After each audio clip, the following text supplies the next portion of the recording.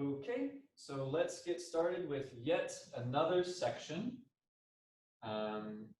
So the next section that we're going to be getting into is section 9, or chapter 9. Really chapter 9.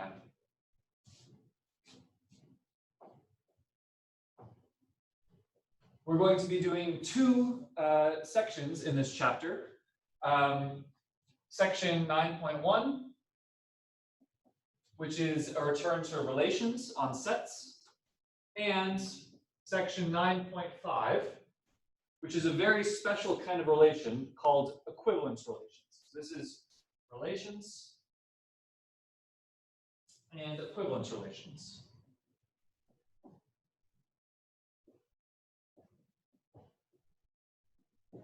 Okay, so if you'll recall, I already defined relations during our set theory section, but I'll just refresh the definition again. So definition, let A and B be sets.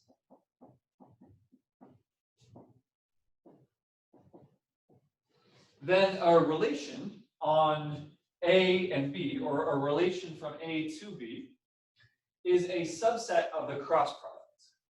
Then a relation R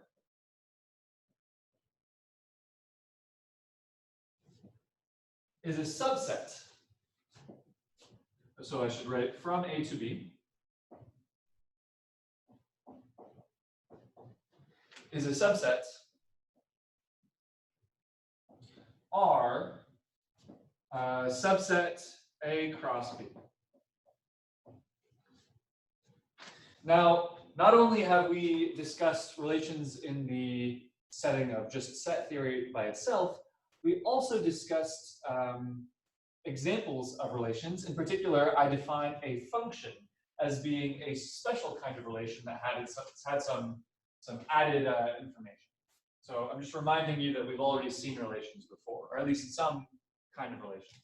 And so we write A is related to B sometimes if A and B is in R. But usually I'll just write A and B is in R. It means that A and B are related by this relation, which means they're an element of this subset of A cross B.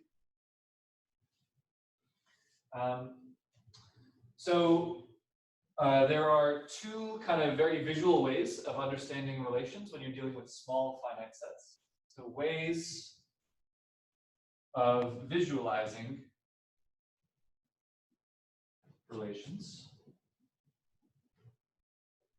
If I have some subset, let's say A is equal to 1, 2, 3, and B is equal to A, B, and C, for instance, then one way that I can kind of draw out what a relation is very similar to how we drew out functions. So maybe I'll call this arrow or function, but I don't want to call it a function because functions are special.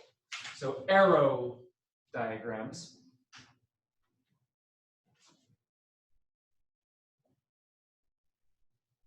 And really all this means is I list my elements of one set, 1, 2, 3.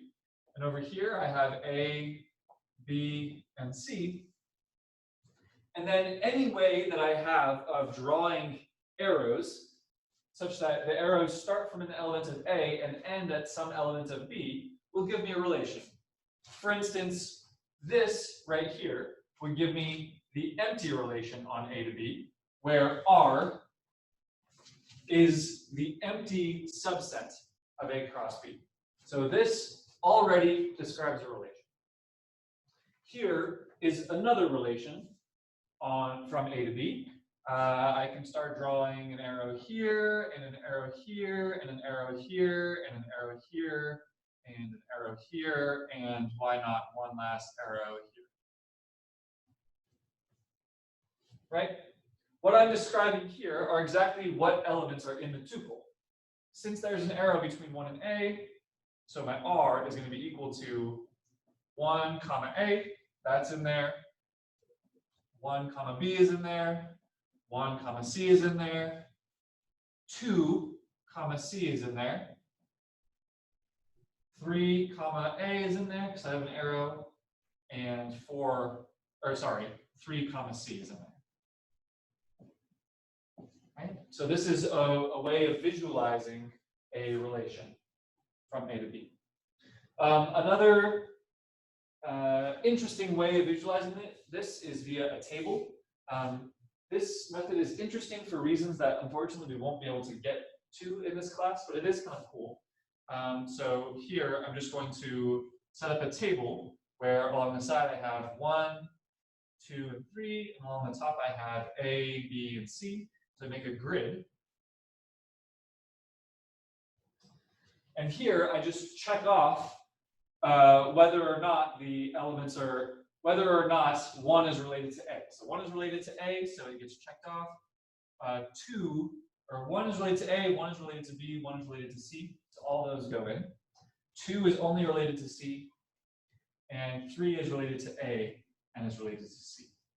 If you've seen matrices before, what this is kind of hinting at is that you can describe a relation between two sets via some kind of matrix. And it turns out that you can encode a lot of the operations that you'd like to do on relations in terms of operations of these kind of associated matrices. So I wanted to point that out, but we won't use that too much. Okay. Once again, I'd be remiss if I didn't talk about our special example, one very special example. Recall a function f from A to B is actually a very special kind of relation. Is a relation R contained in A cross B such that, and there are two conditions here, right? When we think of functions, we know that every element in the domain has to be mapped to some element in the range, and moreover, that pairing is unique. So one element of the domain cannot go to multiple elements in the range. More rigorously, we write that in terms of two conditions. For all A in A, there exists a B such that AB is in R. And second of all, if A and B1 and A and B2 are both inside the relation, then B1 is equal to B2. Right? So these are very special conditions that we don't have for an arbitrary relation. In fact, I should have probably done this back here for our example to show that indeed for a relation, you can have relations where some elements of the domain is not associated to any element of the range. That's a perfectly fine relation. This is very far away from being a function. It fails both the uniqueness, that is, 1 is being mapped to many things, and 2 is not being mapped to anything at all. Okay, so once again, we should view relations as these very general objects, these very general structures, and functions, which are already very general, are just some nice special subset of relations.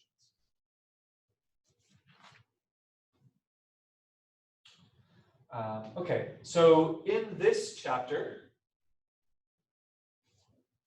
we will be focusing on a rather different, or a subset of relations as follows. Wow. Okay, so a relation on A, so given a set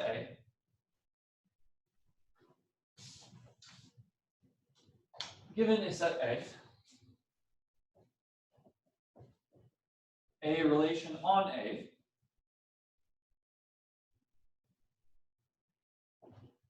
is, as you would expect, is a subset. Well, I know that relations have to be between two sets, and if I only specify one set, that means both of the sets have to be the same. So it is a subset of A cross A. Right? Given a set A, a relation on A is a subset of A cross A. So I'm going to now write up a couple examples on a set that we're familiar with, just to have some idea of some of the things that can be covered by relations.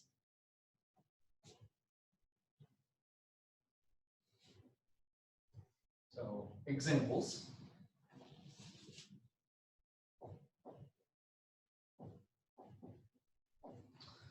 Let's take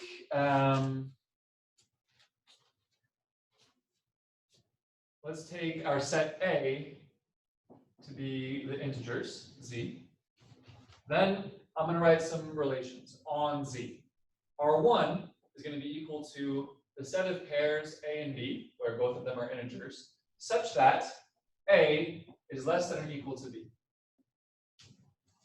R2 is going to be equal to the relation on the integers, such that A and B is in the relation if A is greater than B. A third example is going to be the relation on the integers, such that A and B, such that A is equal to B or A is equal to negative B. And R4 is going to be the relation given by AB, such that A plus B is less than or equal to 3. And R5 is going to be the relation AB, such that B is equal to 2 times A. Okay.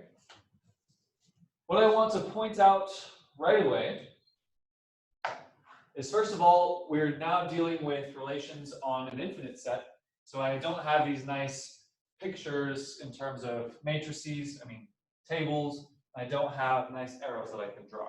Okay, that's not too much of a hindrance. The second thing to look at is to notice how few of these are functions. In fact, only one of these is a function, and that's this last one. In every other case, it's not true that an element of A is mapped to a unique. So one thing to check about whether a relation is a function is to check if I give an A, is the B unique? Well, definitely not here. For any A, I can always find a bunch of integers which are bigger. So the B is not unique, so this isn't a function. Similarly, I can always find B integers smaller than any given integer, several of them. So this is also not a function.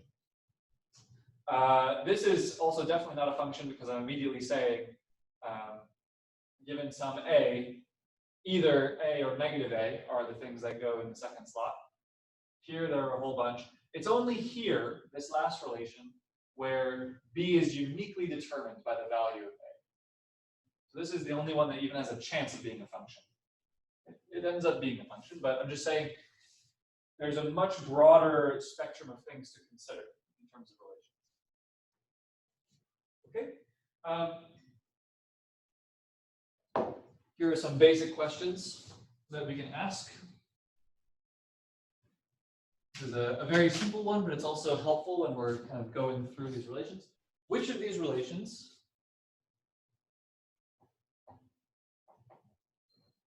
contain the elements 1, negative 1? Right, this is a valid question. We can go through. So for the relation to contain 1, negative 1, that means, is it true that A is less than or equal to B? So this first relation does not contain 1, negative 1 because 1 is not less than or equal to negative 1. However, 1 is greater than negative 1. So indeed, 1, negative 1 is inside R2. Is it inside R3? Yeah. B is equal to negative A, or negative 1 is equal to negative 1. So 1, negative 1 is also in here. The sum of these two is indeed less than 3. So 1, negative 1 is in this relation. And it's not here because 2 times 1 is 2. not -1, so 1, -1 is not in here. I know that this exercise is not too challenging, but really it's just to kind of get us used to working with relations, and so that when you see a relation, you start thinking about tuples and trying to think about relations in this fashion is what I'm going for.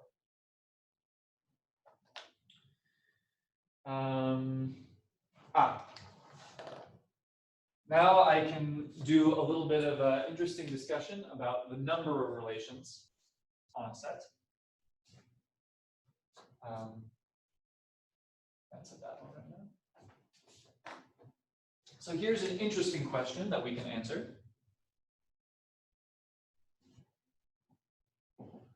How many, so let's say A has n elements. So I fix some finite set A, and I want to say that it has n elements. How many relations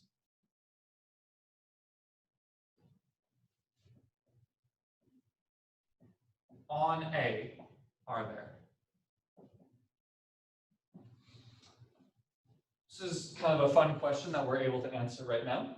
So the first thing that we want to note is, since we're trying to understand a relation on A, the first thing that we should get a hang of is what is A cross A? In particular, what is the size of A cross A? One, the cardinality of A cross A. But this is something that we know, right? What is the cardinality of a cross product of two non-empty sets? Here I should say, well, right, A is non-empty because A has n elements and greater than 0. So the cardinality of the cross product of non-trivial sets is, non-trivial finite sets is just the product of the cardinalities. So this is equal to size of A times size of A, which is equal to n squared. So there are n squared elements inside A cross A. Part 2 of the question is, given a set, let's say B, with m elements, how many subsets are there?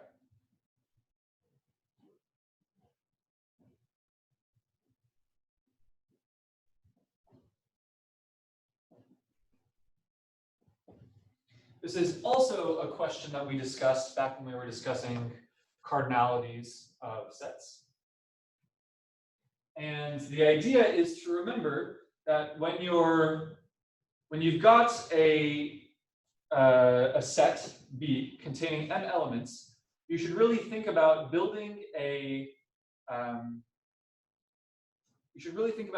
subset as making a choice for every element in the set.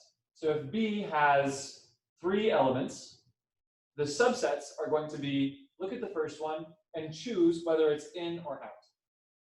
That's two possibilities that you have right there. One is the first element is in the subset, or the first element is out of the subset. Then you move over to the next element, and you also have 2 choices. So you can either choose that the second element is in the subset, or it's out of the subset. So if you look at the total choices that you've made so far, it's going to be 2 times 2. You have 2 choices for the first element, 2 choices for the second element. It's the same for the third element. You're going to have 2 choices for the third element. It's either inside the subset or it's outside the subset. So the point of this discussion is to remind you that we discussed the number of subsets. Oh man.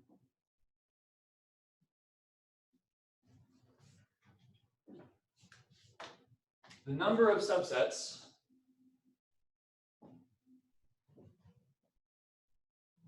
of B is 2 to the n.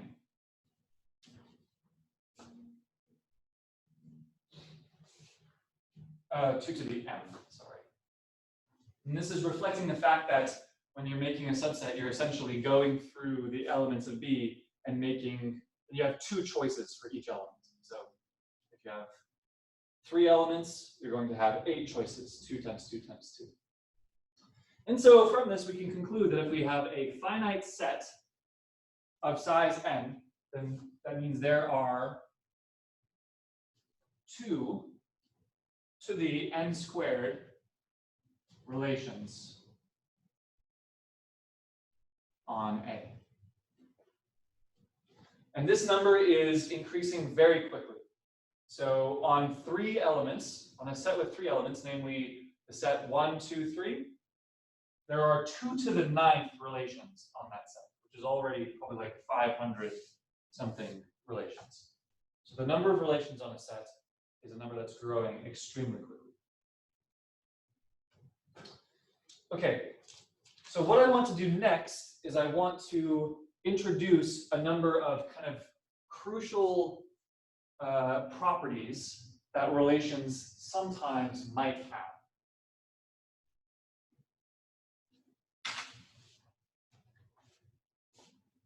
The first one that we're going to introduce, and here I'm talking about relations on a set. So relations on A properties.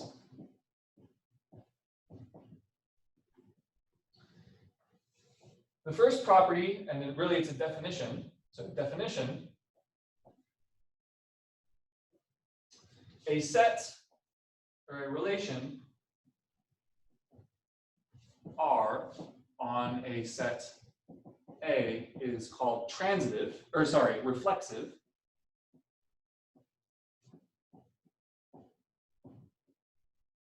Reflexive if for all A in A comma A is inside the relation. Okay? Another way of thinking about this is kind of like the diagonal, right? Like you're just trying to say, if I take the pair where I take the same elements in both slots, is that inside my relation? And that's, you know, sometimes it is the case, sometimes it isn't. Let's go through this collection of examples and check how many of these relations on the integers, where did they go, are reflexive.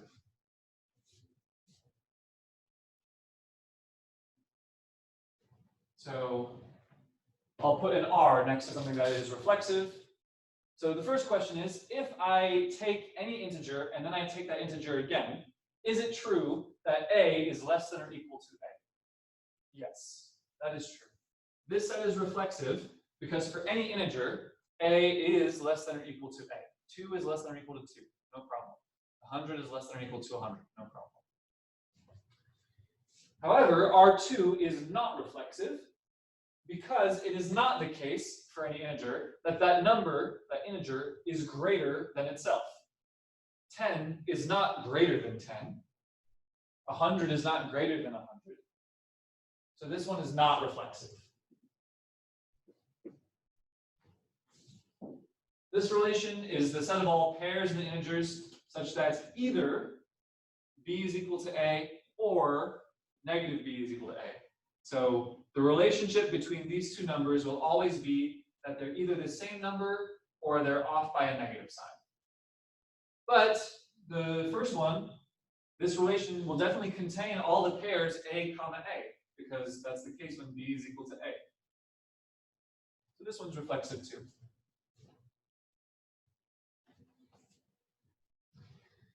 This, on the other hand, can you see already whether this is going to be reflexive or not?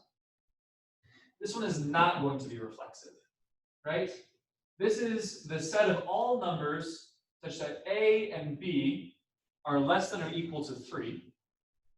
But if I put 100 and 100, 100 plus 100 is definitely not less than or equal to 3.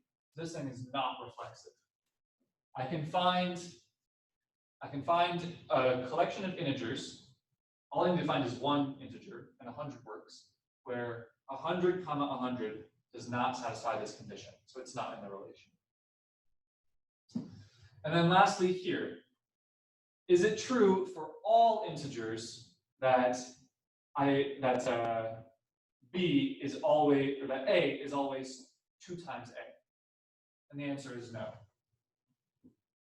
1 and 1 is not inside this relation because 1 is not 2 times 1. Now, it's important to note that there are some integers for which it does work, right? 0 and 0 is inside here. Is inside here. 0, 0 is also inside here. You know what else is in here? -1, -1. The point is, to be reflexive, you have to satisfy this property for all elements in your set. So just because a couple pairs of AA are in a relation does not mean that every pair AA is in a relation. And every pair A, A being in a relation is what you need to be reflexive.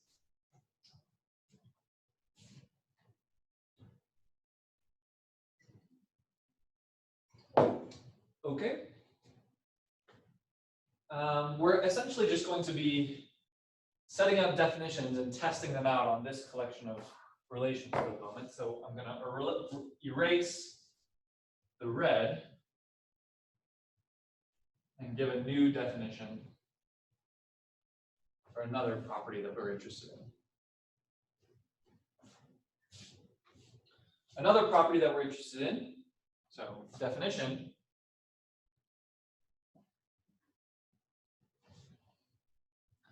a relation R on a set A is called symmetric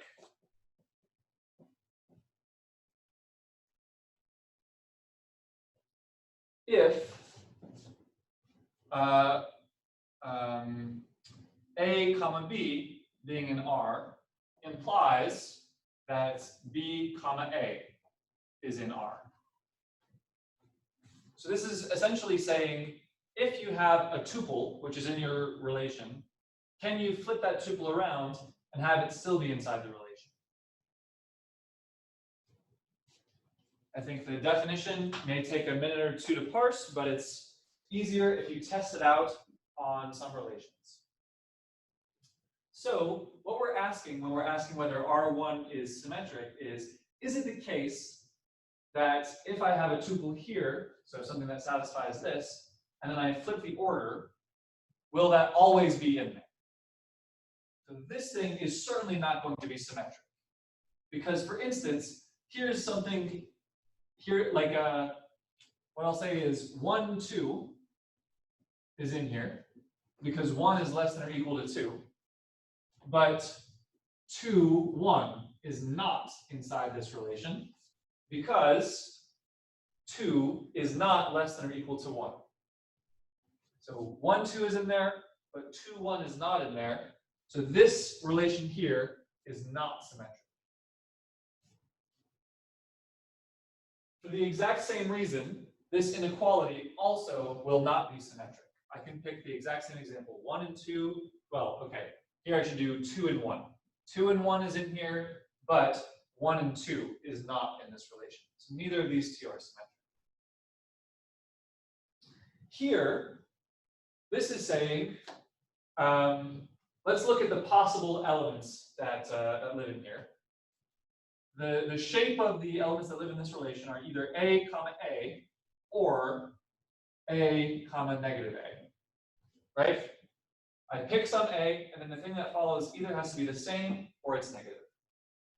And now my question is, if A and A, if this element AA is in here, is the flip of it in there? Yeah, it's the exact same element. If I flip AA, it's just AA. So if this element is in here, then switching it also lands. Now how about this one? I take some element A, and then I take its negative. If I flip it, is it in here? The answer is yes, right? The thing that you should think of is something like this looks like 2 comma negative 2. I take some integer, and then I take its negative. Then the question is negative 2 comma 2 inside this set? Well, yeah. I took the first coordinate to be negative 2, and then the second coordinate is negative 2. And this is a general thing. So you can show that if A, negative A is in there, then negative A is also in there since. So a short little description is if A comma negative A is inside the set in R3, then negative A comma A is equal to negative A comma negative negative A. Negative negative A is precisely of this form. I took the negative of the first coordinate. Okay? So what that is saying in probably kind of messy and illegible writing is that R3 is indeed symmetric. R4, let's take a look at what's going on with R4. R4 is also symmetric. All it's saying is that if A plus B is less than or equal to 3, is B plus A less than or equal to 3?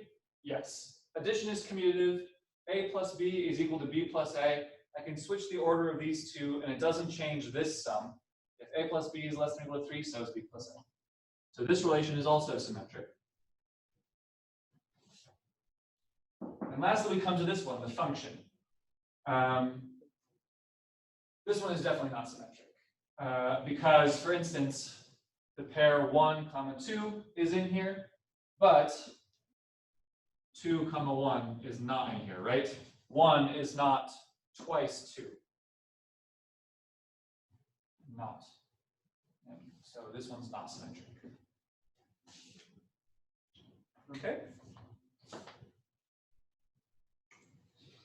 Okay, and let's do one more nice definition on relations. Definition 3. 1, 2, 1. Definition 3, a relation R on A is transitive if for all A comma B in R and, so, well, let me write, if A and B is in R and B, C is in R, then A, C is in R. So essentially, what this is saying is that you look at two different tuples that are in your relation, such that the middle, you know, the second piece of the first element and the first piece of the second element are the same. If those two are the same, does the new pair consisting of the outside, A and C, is this in R? Probably what I just said is less clear than what I have written, so I apologize for that. But the good news is examples always help. So let's do some examples, working again on this collection.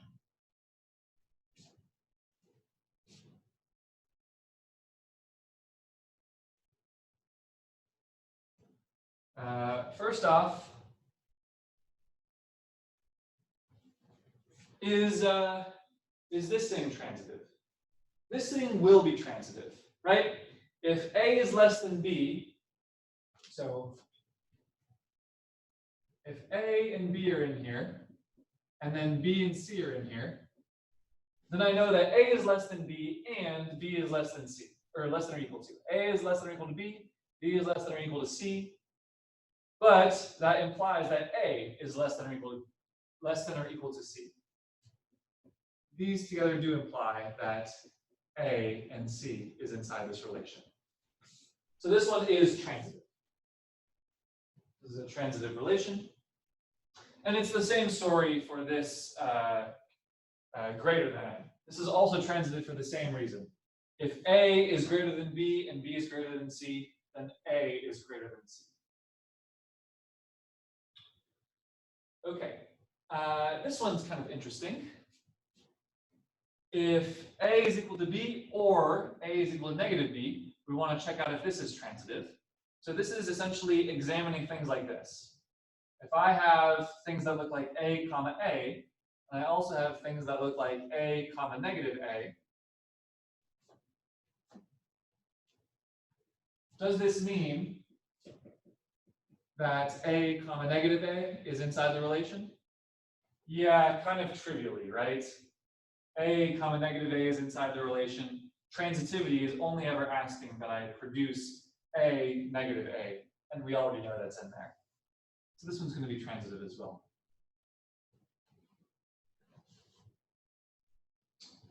There's something very interesting. If I remove this possibility, if I said, look for all pairs such A and B, such that A is equal to negative B, then this relation would not be transitive. You should try to work that out. Okay, let's look at this one. A, comma B, such that A plus B is less than or equal to 3. This is definitely not going to be transitive. And I can show you an example for why it's not transitive. 3, 0 is in here, right? 3, comma 0 is, when you add them up, you get something that's less than or equal to 3. Great. Also, 0, 2 is in here, because 0 plus 2 is also less than or equal to 3. But 3, 2 is not inside this relation, because 3 plus 2 is greater than 3. This one is not transitive.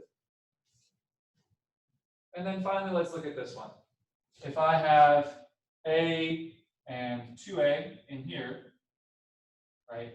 Everything in this relation is of the form A, comma 2A. Then if I also have the element 2A, comma 2 times 2A, right? I know that these two elements are inside this relation. So then the question is A, comma 2 times 2A in the relation? And the answer is no, right? The relation is saying the things inside here are the things where the second coordinate is twice the first coordinate. But here, the second coordinate is 4 times the first coordinate. So this is also not transitive. Okay, time is about up for these 3 definitions, but in the next lecture, we're also going to be working with these 3 definitions of reflexivity, symmetry, and transitivity. In particular, these are going to be the 3 ingredients for an equivalence relation.